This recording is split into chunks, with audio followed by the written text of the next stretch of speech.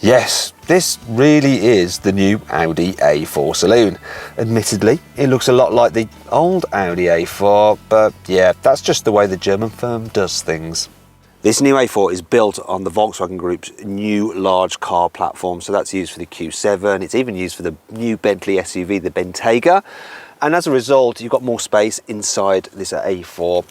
So, the car is ever so slightly, well, it's a bit longer in the wheelbase than before, and that means you've got about that much more legroom, which is great. After all, an extra inch is always welcome. Headroom is better than before, but the car isn't actually taller, the seats are just lower. It's also slightly wider, so if I move into the centre seat, and I'll get my cameraman, Joe, come on, if you come round and hop in, you'll see that there is just about enough room for 3 adults in the back. So, yeah, he's a big lad. So we could, it's a bit intimate, isn't it? It's cosy. It is cosy, but it's doable. It's slightly better than the old A4. You still have the largest transmission tunnel down here, but there is just about enough room for everyone's feet. And I think overall, this is the best car in its class for rear passengers. It's right up there with boot space too, plus the wide opening and low floor height make it very easy to load and unload luggage. Audi hasn't forgotten about in-car storage either, with useful cubby spaces throughout the entire cabin.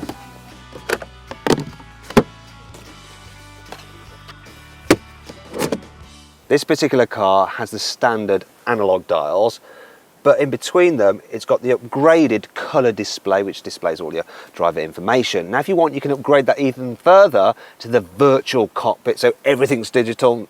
As this car hasn't got it, I really wanted to see it. So here's a cutaway of it in another Audi car, and I really recommend you have it because it's wonderful. Another upgrade you've got to have is leather seats. This one has the cloth trim, and you know, they're all right, but really, Audi A4 deserves leather. In fact, the last time I was in an A4 that didn't have leather seats, I think it must have been about 1998. It's stylish too and rammed with the latest gadgets. For instance, you can get Google Earth for the satellite navigation, while the processor which controls the system is lightning fast, so there's no lag. What's more, you can also get Apple CarPlay and Android Auto.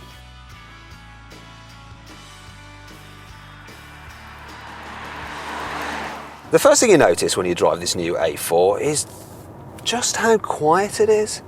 Part of the reason for that is that, well, Audi says it's the most aerodynamic car in its class, and so you don't have too much wind noise. In fact, they moved the side mirrors from just up here to on the top of the door, and that allows the air to flow around the outside, and so you don't get any of that whistle you get off other cars' door mirrors. And it's those little things that all add up to make a big difference. Now Audi also says the new A4 is the lightest car in its class, and obviously that helps the economy.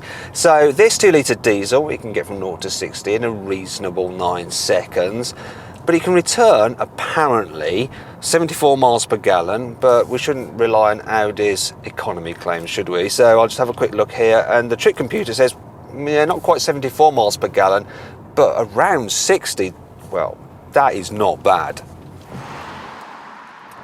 Now, if you don't want a diesel, but you still need good economy, then you can get a 2-litre turbo petrol, which is, well, it's hot hatch quick, yet returns 55 miles per gallon. You can also get V6 diesel, which is very quick and still economical as well. And there will be a high-performance V6 petrol. The normal A4 comes with front-wheel drive, but you can get it with grippy quattro all-wheel drive.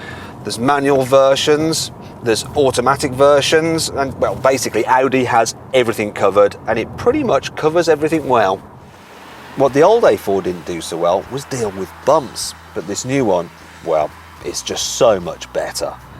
Now this car I'm driving is on the normal comfort suspension, however you can pay extra for an adaptive comfort setup, and I would do that actually because it just makes this car just glide over bumps. Though to be fair, the normal setup is pretty good and it's much better and more comfortable than the old A4 was.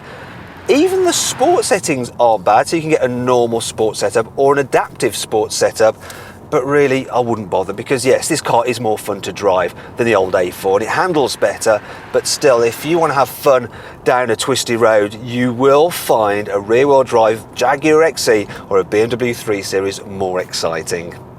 But be honest with yourself and realistic with how you drive cars, because for normal everyday commuting, this new Audi A4 is a lovely thing to travel in. In fact, it's a car with very few vices. Yeah, you could say the exterior design is a little bit unadventurous. Also, the standard kit list, a bit meagre. For instance, satellite navigation isn't standard. And watch out for those options because they are rather expensive.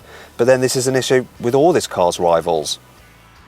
And really, overall, this new Audi A4 is a very lovely thing that's good at some things and absolutely brilliant at others. In fact, you'd be very happy to have one of these in your life. But then the same can be said of its main rivals, the BMW 3 Series, which you can watch our review of by clicking down here. The Mercedes C-Class, which you can watch our review of by clicking down there. If you click up there, you can watch our very latest video review, and please click on our logo to subscribe to our channel. And if you're watching on mobile, click the links below the video, as they do exactly the same thing. Hey Joao, you know, if I hadn't told you this was the new A4, would you have known? Nope. Well, I think that kind of sums it up, doesn't it?